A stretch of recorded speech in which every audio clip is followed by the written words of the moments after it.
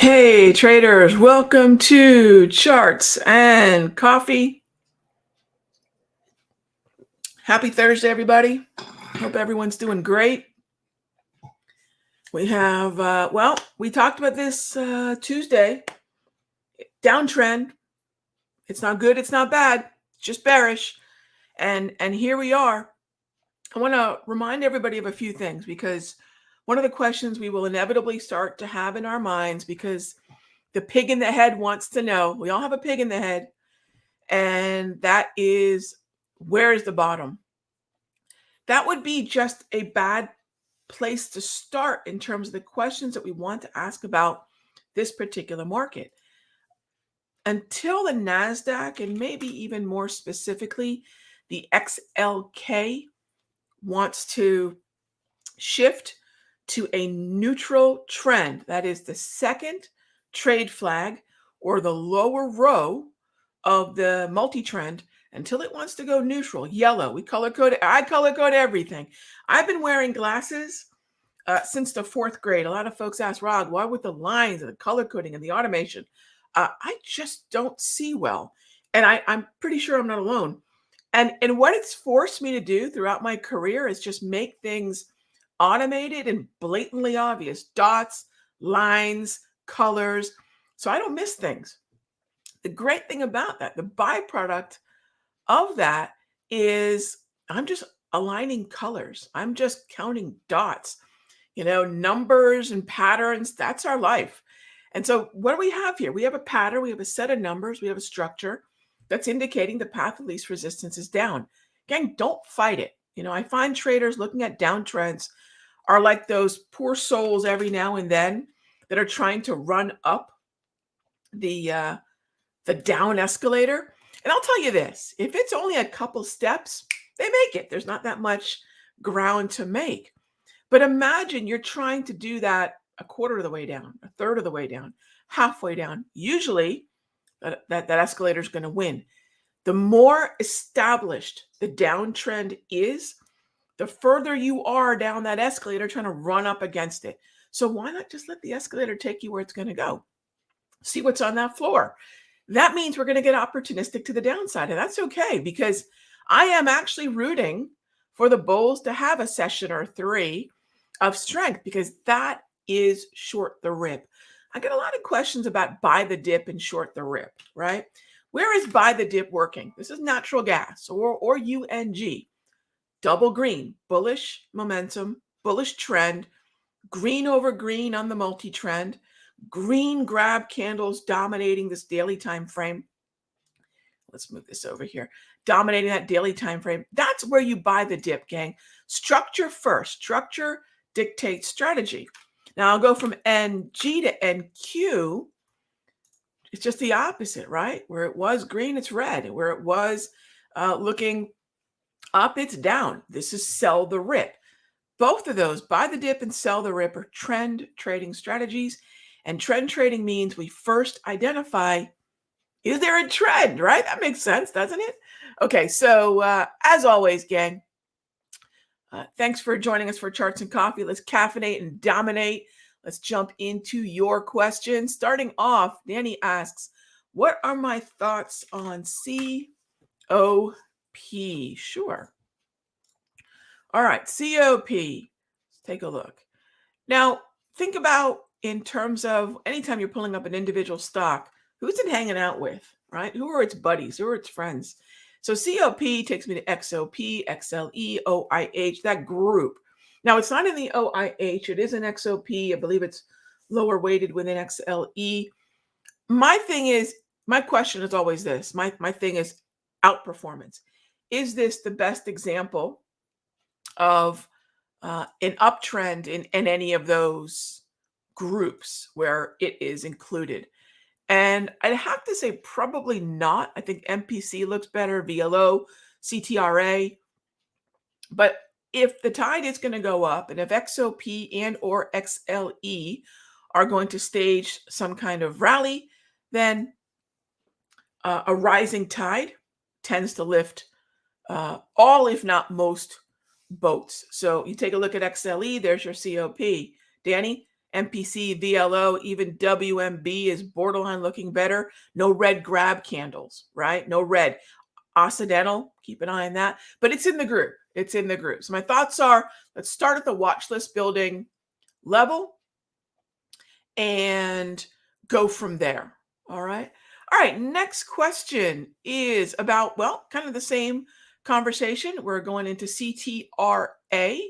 And we did have a trade in CTRA the other day. And we went from the entry to the target at the same day, at the T1, we want to scale out of half the position. Now, is this a problem? Well, the cool thing about CTRA, Tim, it's still looking like a fantastic relative outperformer. It's still looking like a great relative outperformer.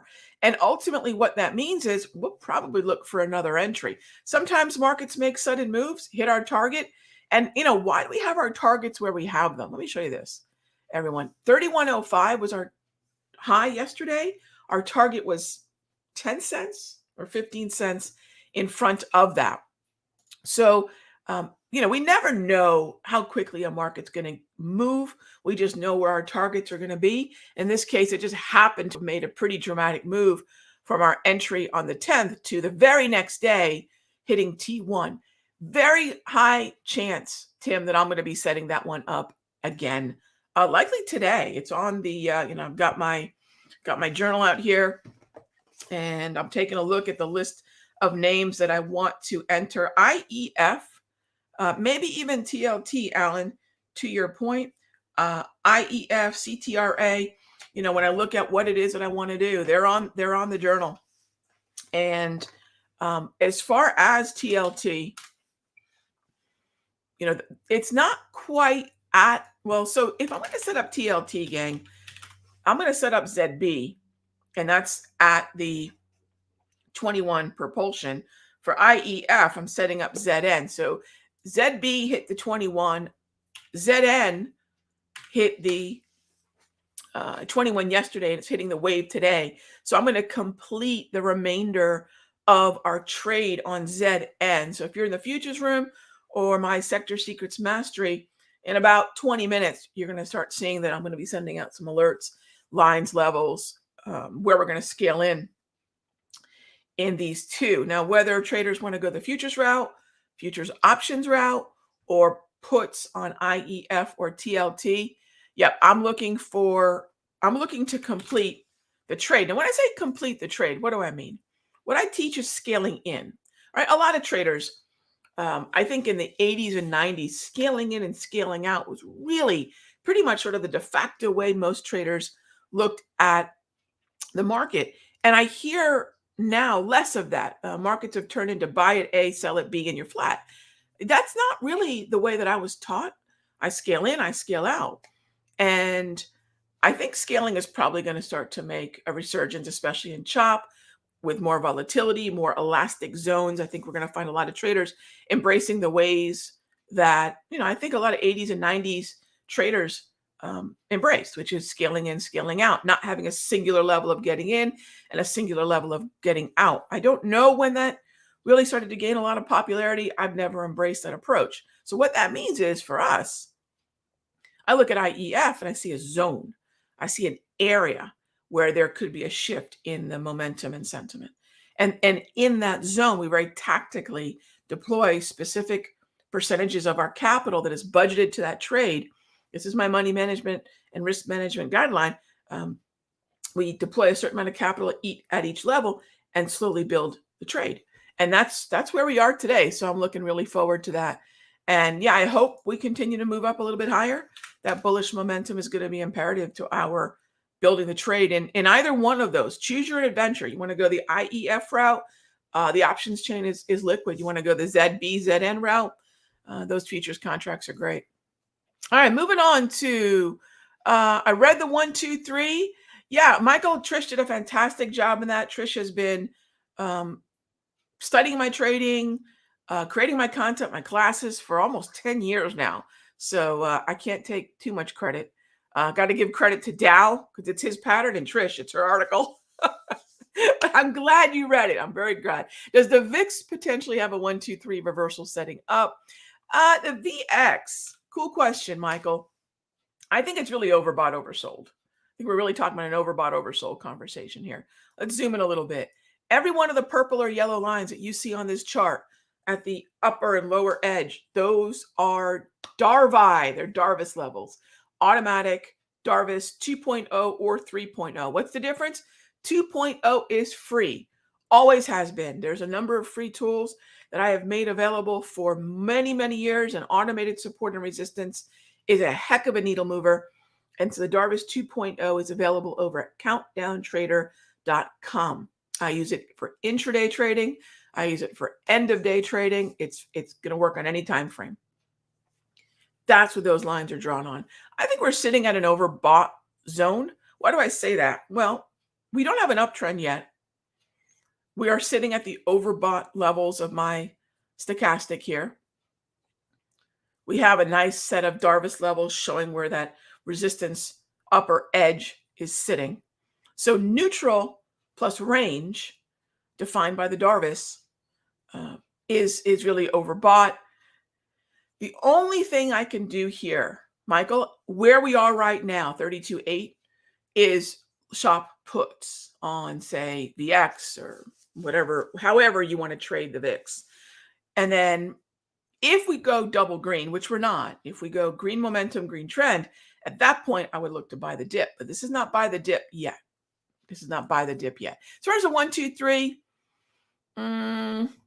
I would not look at this as a 1, 2, 3, quite frankly, because the Darvis has a habit of just sort of hanging out in this area. I know a lot of folks are wondering, do we shoot up to, I'm sure there's a lot of numbers out there where traders have said, hey, we're going to 36 or 40 or whatever, crystal ball, guesswork, hyperbole, clickbait type analysis. That stuff makes me crazy. Let's just go to where we've been before, see what the market structure is, and then we'll determine whether that is actually a go point or a no point, right? And then I'll make a decision. I really can't crystal ball from here. Nobody can. And so I'll just keep an eye on where we have stalled out before within the context of the trend. This should really contain the zone. And again, I'm looking at these Darvis level. So I'm not by the dip quite yet. I'm really not there yet. Okay, what causes the IEF to go up or down? The ZN mark, the ZN 10-year note is what it's tethered to. All right, good morning. Looking at a 4-hour US. Okay, Mark, that's colorful visual. Okay, moving on. Janelle, what are your thoughts on XHB? Mark, that's kind of obnoxious, actually. Yeah, I don't appreciate that. That's not my vibe at all. I appreciate you looking at the Euro US though. Looking at XHB, beautiful downtrend, Janelle. What are my thoughts here? Let's short the rip, right? Double red right now. It's been vacillating, right? We go from neutral to red, neutral to red. I do like the wave. Look at how the waves can, even if the grab candle goes green, think about what XHB, ITB, the stocks within them are going to do as rates continue to go higher, right? So if we take a look at the way in which we're moving lower, right? At the way at which we're moving lower, I think ultimately being south of the 200 propulsion, bearish hemisphere, finding resistance in the wave, right? That's great resistance that we can short into. And that's what I think that's going to be great timing to buy puts. But right now, Janelle, we're not closing that chasm. We're not closing that distance. And so that's where we want to think about, hey, let's be patient. Yes, it's moving lower, but this is what's so difficult about trend trading, waiting for that pitch in our zone. So I know a lot of traders will want to chase that lower, and sometimes that works, but I'd rather wait for this kind of opportunity, and we've taken advantage of this before. So I'm really, in fairness, I'm really talking my book here. XHB looks far better than ITB in terms of the follow through. The big difference between XHB and ITB, they share a lot of the same individual stocks, but the weighting is entirely different. So what do I mean by that? You know what? Let's dive into that just for a moment, because this is very much at the heart of a lot of what I do in my mastery, which is, do we know what we're trading? Do we know how they behave? And a part of the how is oftentimes, there we go. Take a look at the holdings. Look at the sorry, that's IEF. No, I want to compare. Sorry. Let's try that again, shall we? I want to compare ITB. There we go. Do XHB.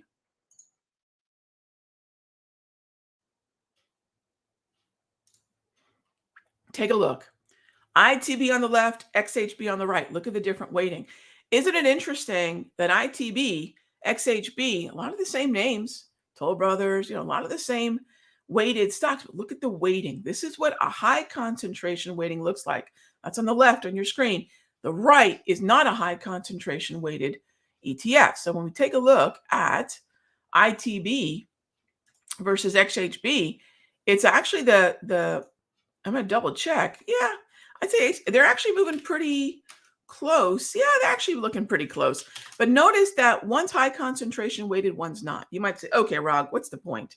How would I use this information? The way we use this information is XHB, it's going to be more difficult to determine what is dragging that sector lower. ITB, it's going to be pretty easy. Look at the fact that your top 3 stocks, look at this. It's almost 30% of the weighting of the ITB. While it takes a whole lot more individual names to sort of sync up and move this market lower. So if they're both moving lower, that's actually a really good sign of an excellent trend. But if I'm going to choose to usually trade an individual ETF, the high concentration weighting gives us traders a really good opportunity to take advantage of a little bit more obvious a catalyst for movement. I hope that helps and makes sense. Great question. All right, moving on. How are we on time? Okay, I think we're good. Let's see here. Bear with me. Hang on. Oh, I lost my place. So we got COP. Sorry, gang. I lost my place on the questions here. IYC. I don't know that I have an IYC build out. Let's go take a look. I think I have that one. Because when I do consumer discretionary, I'm a little bit more XLY. And the volume is Y. Michael, see this? That's not really going to be, for me, that's not going to be the best way to look at consumer discretionary. I'm going to go where the volume is. The volume does mean that the individual stocks within it are influenced by this group. So we're probably 6 of one, half dozen the other. But I like the downside here. Really, McDonald's and Booking, Target, and TJ Maxx. Those are neutral, but I believe all of them but McDonald's are either below, or McDonald's is just at that 200. Take your pick. If we get a rip, Michael, that's where we want to focus. All right. That's where we want to focus. Cool. All right. So that is our morning, gang. Thanks as always for joining us for Charts and Coffee. Thank you for the questions. And I will see you tomorrow. Same time, same station. All right. Be good to each other, gang.